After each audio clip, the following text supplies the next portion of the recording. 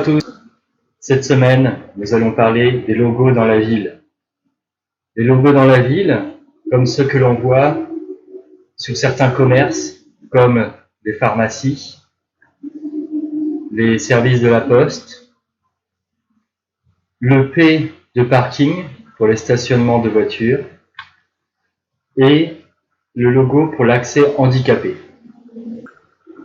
Pour les commerces, il est aussi commun de voir les logos de la presse, du tabac ou des jeux de hasard. Dans la ville, le logo de l'État français est aussi très présent et nous allons parler dans cette vidéo plus spécifiquement des services publics. Les logos des services publics en lien avec l'État, comme la préfecture ou la mairie, en lien avec la santé, les allocations familiales, la CAF, ou l'assurance maladie, la CPAM,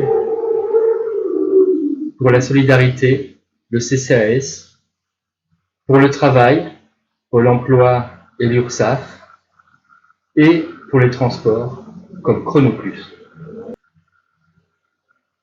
À Bayonne, la mairie. On peut y faire des démarches pour ses papiers d'identité. On peut inscrire ses enfants à la cantine ou à l'école. Avec le centre communal d'action sociale, il est possible de faire des demandes d'aide financière. Il existe aussi un service logement si on cherche un appartement dans Bayonne. Et au Hall Cassin, toutes les démarches en relation avec les transports, le stationnement, ainsi que pour les écoles. Toujours en relation avec les services de l'État, la sous-préfecture. Ici, la sous-préfecture des Pyrénées-Atlantiques. On peut y faire les papiers pour son véhicule, modifier un passeport, gérer un titre de séjour, faire une demande pour modifier son passeport et refaire la carte grise. Pour les transports, les services de Chronoplus, il y a un bureau dans la ville. À Chronoplus, il est possible d'acheter un abonnement, des tickets de métro sur toutes les lignes de Chronoplus. Avec un ticket, il est possible de prendre aussi le bateau, la chalupa, et le trambus, et toutes les lignes en relation avec les déplacements dans le BAB. Il est aussi possible de louer un vélo électrique pour se déplacer plus loin autour de Bayonne, comme par exemple Hendaye ou vers les Landes. Il y a les autres bus du réseau Chic-Chac. Pour voyager sur les lignes comme la ligne 51, il est nécessaire de prendre un ticket différent de Chronoplus. La caisse d'allocation familiale permet de faire des demandes pour avoir des aides pour payer le logement moins cher, toucher des allocations familiales. Il est possible d'être conseillé pour un problème avec son enfant et aussi de faire une demande de prime d'activité.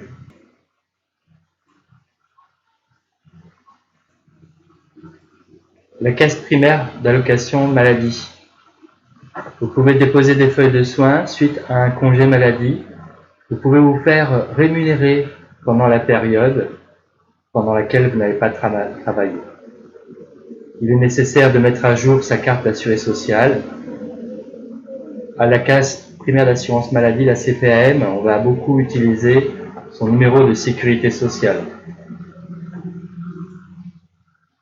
La carte vitale est un document indispensable pour faire des démarches en relation avec la maladie, comme pour se faire rembourser des soins médicaux ou des médicaments. Quand on est assuré à la CPAM, on peut avoir un compte sur Internet qui s'appelle le compte Amélie, duquel on peut faire toutes les démarches.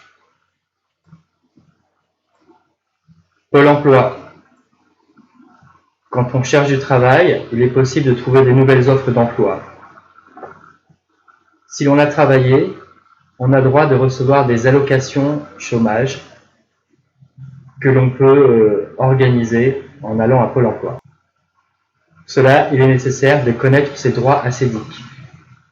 On peut aussi avoir des informations sur les formations diplômantes et les formations qui peuvent être financées par Pôle emploi. L'URSSAF. Il est possible de travailler en France et ne pas être salarié. Dans ce cas, nous travaillons sous le régime social des indépendants. On appelle aussi les auto-entrepreneurs ou micro-entrepreneurs. Pour travailler en tant que travailleur indépendant, il est nécessaire d'avoir un numéro de SIRET que l'on trouve en faisant des démarches à l'URSSAF. Il est indispensable de déclarer une activité professionnelle non salariée. Si l'on est déjà entrepreneur, on peut faire une déclaration d'embauche d'un salarié auprès de l'URSSAF. Le CCAS, le Centre communal d'action sociale, pour bénéficier de réductions, par exemple dans les transports publics, mais d'une manière générale, pour avoir des aides pour des personnes en difficulté financière ou avec un handicap. C'est au CCAS que l'on peut faire une demande de RSA, revenu de solidarité active, qui permet aux bénéficiaires de recevoir chaque mois une somme d'argent pour aider à vivre.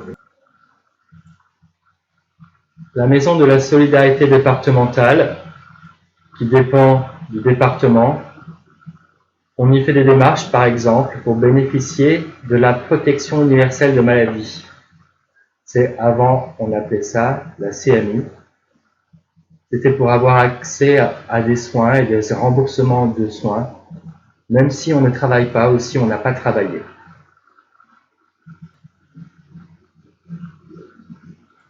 Ensuite, les services de police, ici la police nationale, pour faire une déclaration de perte de documents d'identité, faire des démarches pour les titres de séjour, mais aussi prévenir d'un danger, déposer une plainte. On appelle aussi l'hôtel de police, là où se trouve la police nationale. Il existe aussi la police municipale.